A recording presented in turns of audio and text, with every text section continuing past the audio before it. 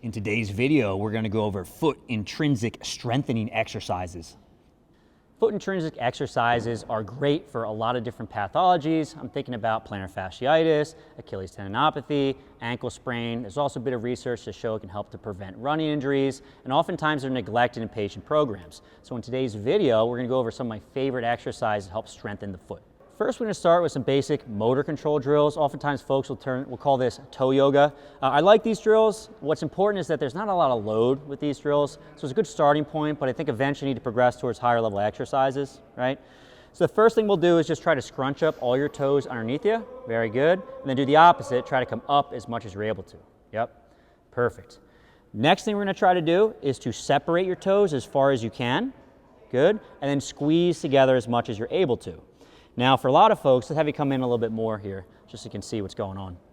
I'm going to put something for biofeedback between the patient's toes, because if you have never tried this drill before, it feels like there's absolutely zero strength whatsoever in your toes until you practice a little bit.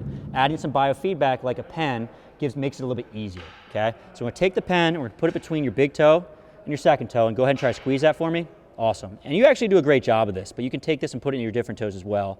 Yep, and then go ahead and squeeze that as best you can. Very good. We can practice every area that we feel isn't moving very well. Excellent job. Good. And relaxing.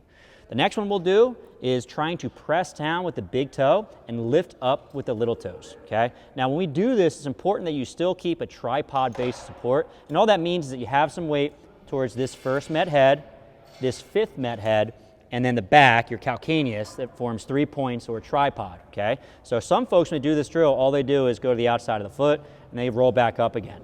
The goal is to keep tripod of the foot, lift up at the big toe, keep the little toes down, and then flip, big toe down, and then having these toes up. Very good, all right? The next drill we're gonna do, and let's have you come to the side a little bit to pick up on this. Let's bring this foot back just so they can see, and we'll demonstrate on this side.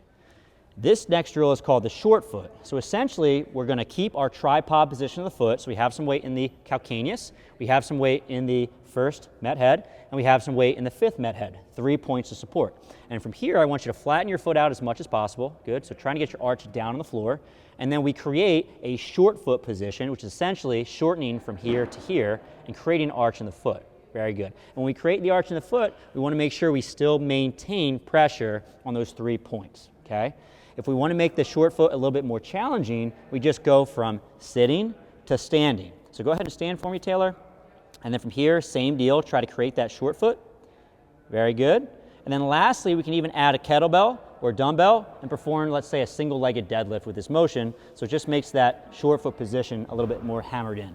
Next exercise is a classic towel scrunch. So essentially what we do is we take a towel, we start it towards the front of the foot, and we have the patient, Taylor, here, go ahead and scrunch up this towel and try to pull it as much as he's able to get the towel completely underneath of her foot. It's probably not get that far, but that's gonna be the goal, right? Excellent job there.